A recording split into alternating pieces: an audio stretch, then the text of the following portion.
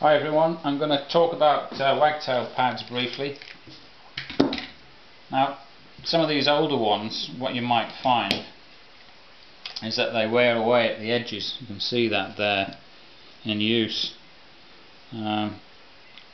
Instead of throwing them away, what I do usually is keep the old pads, and you can make one out of two old ones. Like so. You can sew them together in the middle like that, and then retrim the edges, as you can see, which works just fine. Not only that, sometimes they might shrink a bit, so at least you can make two out of two old ones. Another thing, the 18-inch wagtail here, when you first get them, you might find that the ends are a bit too long. And what will happen when you're actually cleaning a window is that, because these are very, very stiff, because they've got Velcro on, if it's not trimmed right, it will actually push the rubber blade, the tip, away from the corners of the window that you're trying to actually clean, because it's too stiff. So you'll need to trim them off. But what often happens is that these pads will shrink after you've trimmed them, and then they'll be too short, and they will look something like this, where you've got your rubber sticking out there. So again, if you've had that happen to you, all's not lost. If you've got a couple of them, again, sew it up in the middle like that, retrim the edges. It's already pre-shrunk then, of course. This one is virtually perfect now. As you can see, that flips really nicely, and the ends are virtually dead level there. But what I've done is put a slight curve in it, so that these Velcro bits don't actually push on the frames and push the whole blade away from the corner of the window that you're actually cleaning. So that works really well on there. The original pad on this particular wagtail was this green one here. Now I'll show you what I did to this and why. If I can just get the original wire out here, and I'll show you what all that's about.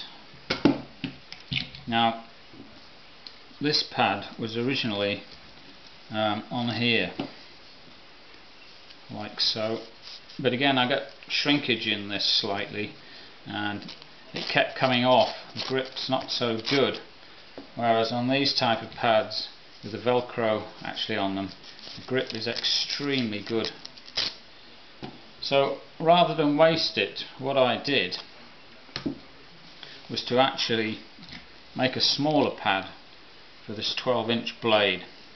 All I did again was cut a section out of the middle, measured it very carefully, and so you retain these nice curved sewn in edges, because you don't really want to trim them straight off because they'll get very ragged on this particular type of pad. It doesn't get in the way, it doesn't affect anything if you sew it exactly in the middle or near enough.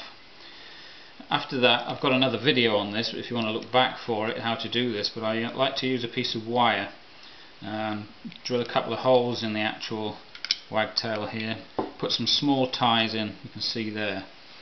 The way I like to attach it, rather than Velcro or anything, is with this wire on this particular type of wagtail.